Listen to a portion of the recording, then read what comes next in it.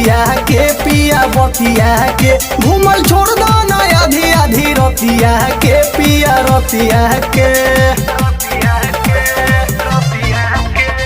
बड़का सुमन लाना बतिया के पिया बतिया के घूमल छोड़ दो ना आधी आधी रतिया के पिया रतिया के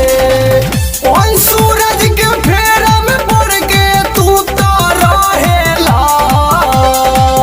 ओ जोहर के फेरा में पड़ के तू तो रहेला हे राजा हो कहवा माला गिरवला नाही हमारा में डालेला हे पिया हो कहवा माला गिरवला नाही हमारा में डालेला